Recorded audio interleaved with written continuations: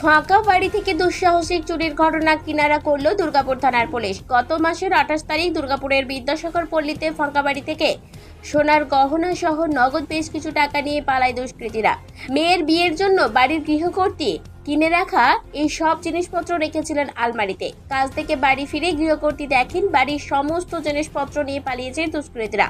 দুর্গাপুরের এজেন্ট ফাঁড়ির পুলিশ তদন্তে নামে এই দুঃসাহসিক চুরির ঘটনায়। দুর্গাপুরের নিশানহাট বস্তি থেকে গ্রেপ্তার করা হয় একজনকে। তার সূত্র ধরেই গ্রেপ্তার হয় আরও এক দুষ্কৃতী।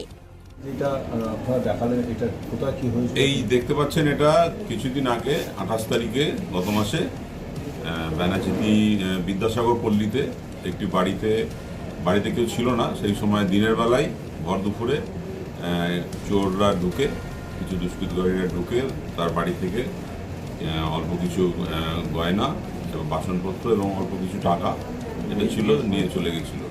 এবং জানা যায় যে সেই বাড়ির মেয়ের কিছুদিন পরেই তার বিয়ে ছিল।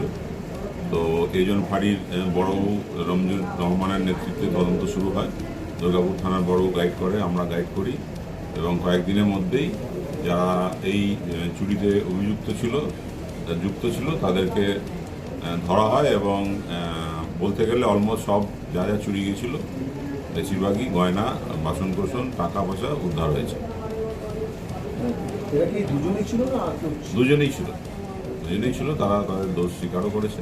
যতটা জিনিস চুরি হয়েছে সবই রিকভারি হয়েছে। দুজনকে শনিবার দুর্গাপুর মহকুমা আদালতে তোলা হলে মাননীয় বিচারপতি 7 দিনের পুলিশি হেফাজতের নির্দেশ দেন। দুই দুষ্কৃতীকে চুরি যাওয়ার সব জিনিসপত্র উদ্ধার হয়েছে। পুলিশের এই সাফল্যে খুশি এলাকার মানুষজন।